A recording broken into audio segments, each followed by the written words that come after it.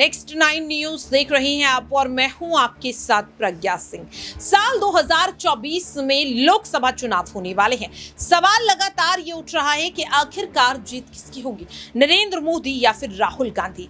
Rahul versus Modi के बीच की जो जंग छिड़ चुकी है, अब कहीं ना कहीं ये जंग जातीय जनगणना के मुद्दे पर आकर एक बार फिर से अटकती हुई नजर आ रही है। सवाल लगातार ये उठ रहा है कि क्या वाकई में देश की जनता अब नरेंद्र मोदी जी से पूरी तरह से नाराज है और इसका फायदा सीधे सीधे राहुल गांधी को मिलने वाला है। क्या राहुल गांधी जातीय जनगणना के मुद्दे पर देश की जनता का दिल जीतने में कामयाब रहेंगे, ये सवाल लगातार उठ रहा है। दरअसल आपको बता दें कि कल राहुल गांधी ने एक प्रेस कॉन्फ्रेंस की थी। इस प्रेस कॉन्फ्रेंस में राहुल गांधी ने कई अहम मुद्दों पर खुलकर अपनी बातों को रखा, लेकिन यहाँ पर कहीं ना कहीं राहुल गांधी के इस बयान से एक राजनीतिक बू आनी शुरू हो गई। सवाल लगातार ये उठ रहा है कि जातीय जनगणना का जो यहाँ पर पिटारा राहुल गांधी ने खोला है, क्या इसका फायदा राहुल गांधी को 2024 के चुनाव में होने वाला है या नहीं। क्योंकि आपको बता दें कि राहुल गांधी उसी कांग्रेस पार्टी के पूर्व अध्यक्ष रह चुके हैं, उसी पार्टी से ताल्लुक रखते हैं जिसने हमारे देश पर लगभग 65 से 70 साल राज किया था। लेकिन अपने राज में, अपने कार्यकाल में कांग्रेस ने आखिरकार कैसी छवि बनाई कि आज तक उस छवि को राहुल गांधी तो क्या सोनिया गांधी या फिर तमाम आला कमान मिलकर भी बदल नहीं पाए हैं। हालांकि इस छवि में थोड़ा बदलाव जरूर हुआ। वो बदलाव हुआ जब राहुल गांधी ने पिछले साल भारत जोड़ो यात्रा की शुरुआत की। भारत जोड़ो यात्रा से राहुल गांधी कहीं ना कहीं देश की जनता के बीच जुड़ते हुए नजर आए, लेकिन राहुल गांधी वो जुड़ाव अब कहीं ना कहीं टूटता हुआ नजर आ रहा है। जब से राहुल गांधी की लोकसभा सदस्यता वापस हुई है, तब से राहुल गांधी जनता के बीच जाते तो हैं, लेकिन वो कहीं ना कहीं राजनीतिक एजेंडे को सेट करने के लिए जाते हैं। क्योंकि यहाँ पर अगर बात करें, जब उससे पहले राहुल गांधी जाते थे तब वो किसानों के मुद्दे को उठाते थे, महिलाओं के मुद्दे को उठाते थे, पहलवानों के मुद्दे को उठाते थे, मणिपुर हिंसा में जान गंवाने वाले परिवारों को यहाँ पर सांत्वना देते हुए नजर आते थे। लेकिन जब से राहुल गांधी की सदस्यता वापस हुई, कहीं ना कहीं राहुल गांधी के भाषणों में, उनकी हर एक प्रतिक्रिया में साफ तौर पर एक सियासी रोटी सेकने की जो बू है वो आती है। क्या राहुल गांधी ने अब तक जो अपनी छवि बनाई थी वो सिर्फ और सिर्फ लोकसभा चुनाव के लिए थी? क्या वाकई में राहुल गांधी को देश की जनता से जुड़ाव है या फिर वो सिर्फ और सिर्फ प्रधानमंत्री की कुर्सी पर बैठना चाहते हैं? आज जो राहुल गांधी नरेंद्र मोदी को तानाशाह कहते हुए नजर आ रहे हैं, क्या राहुल गांधी खुद सत्ता की कुर्सी पर विराजमान होने के बाद कहीं ना कहीं वैसे तो नहीं हो जाएंगे? ये हमारा कहना नहीं है, ये सीधे सीधे भारतीय जनता पार्टी का कहना है कि राहुल गांधी सिर्फ और सिर्फ जनता को बेवकूफ बनाने की कोशिश कर रहे हैं। सवाल लगातार ये उठ रहा है कि भारत जोड़ो यात्रा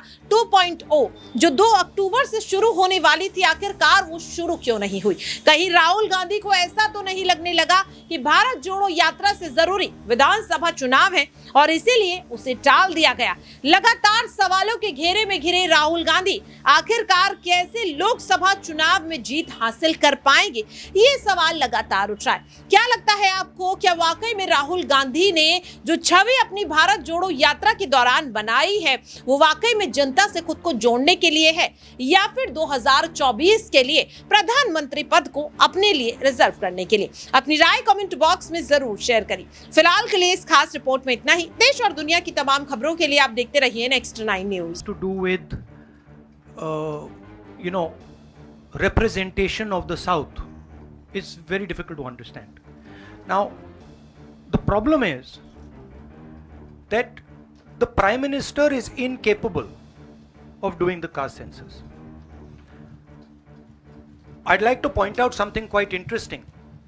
There are हमारे 4 चीफ मिनिस्टर्स हैं, 4 में से 3 ओबीसी वर्ग के हैं।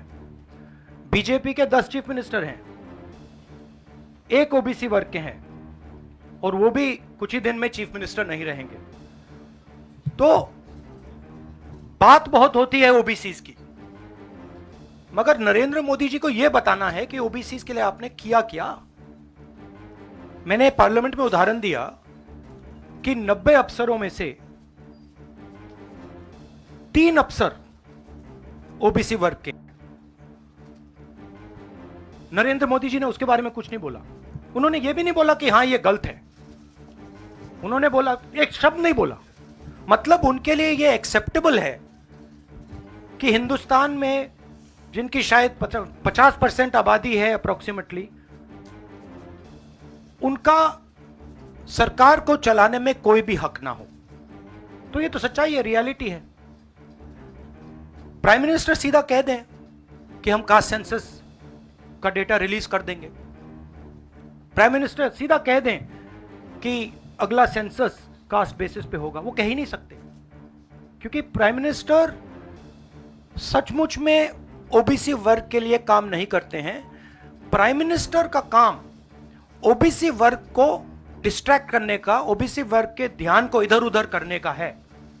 जो सच्चाई है कि ओबीसी वर्ग, दलित वर्ग, आदिवासी वर्ग को कितनी भागीदारी मिल रही है, उससे डिस्ट्रैक्ट करने का पूरा सिस्टम बना रखा है आरएसएस ने और नरेंद्र मोदी जी ने। और नरेंद्र मोदी जी उनके मेन इंस्ट्रूमेंट है, मतलब सेंट्रल औजार हैं। उनका यही काम है कि भैया ओबीसी की भागीदारी ना हो, ध्यान इधर उधर जाता जाए। हाँ संजय,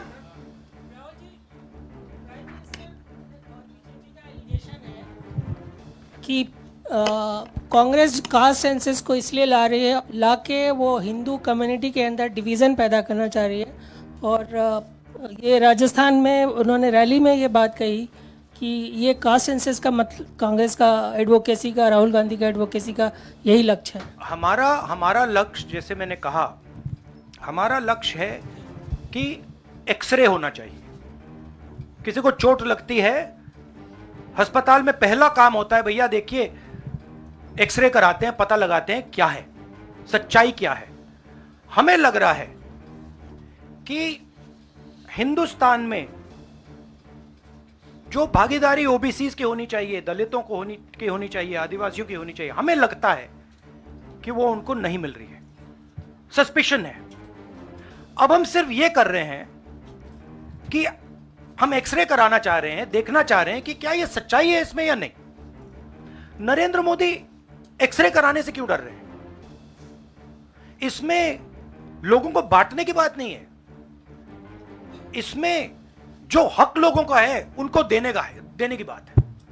अब मुझे यह बात समझ नहीं आ रही कि हिंदुस्तान के जो प्रधानमंत्री हैं एक्सरे क्यों नहीं करा रहे हैं, एक्सरे करने से क्यों डर रहे हैं। और जहां भी जा रहे हैं आप नोटिस कीजिए, कहीं ना कहीं डिस्ट्रैक्ट करने की बात कर रहे हैं।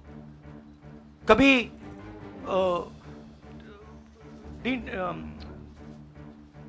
डिलिमिटेशन की बात कर रहे हैं, कभी कुछ और बात कर रहे हैं, कभी साउथ इंडिया की बात कर रहे हैं। मगर एक भाषण में नरेंद्र मोदी जी ने यह नहीं कहा कि देखिए जो राहुल गांधी ने कहा है 90 अफसर जो हिंदुस्तान को चलाते हैं उसमें से 3 लोग सिर्फ ओबीसी वर्ग के हैं। यह सच्चाई है, यह सच्चाई बीजेपी ने एक्सेप्ट की है।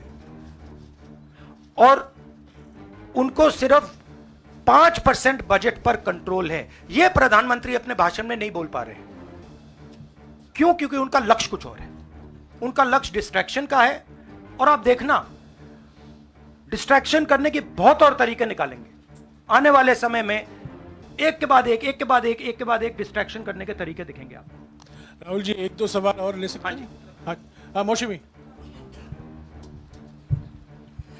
राहुल जी ये पूछना चाह रहे थे कि जिस तरह से प्रधानमंत्री नरेंद्र मोदी कह रहे हैं, कहा जा रहा है कि कांग्रेस के लिए ये बहुत ज्यादा नुकसानदेह होगा क्योंकि जो बची कुची अगड़ी जाति कांग्रेस के साथ है वो चिटक जाएंगी। तो पॉलिटिकली आपको लगता है कि ये कांग्रेस के लिए नुकसान वाला सौदा है? ये हमारा पॉलिटिकल डिसीजन नहीं है, ये न्याय का डिसीजन है, ये हिस्सेदारी का डिसीजन है। इसमें कोई पॉलिटिकल कैलकुलेशन नहीं है। हम हिंदुस्तान का जो मैस है, जो 50, 60, 70, 80% हिंदुस्तान की जो आबादी है उसकी हिस्सेदारी की बात कर रहे हैं। और वो हिस्सेदारी देकर ही हम रहेंगे, ये हमने निर्णय ले लिया है। आप देख लेना, जैसे मैंने कोविड के बारे में बोला था, चाइना के बारे में बोला था, अब मैं बोल रहा हूं कास्ट सेंसस होगा। और हिंदुस्तान के गरीबों की जो हिस्सेदारी बनती है वो उनको मिलेगी और वो काम कांग्रेस करके दिखाएगी। हाँ अजय।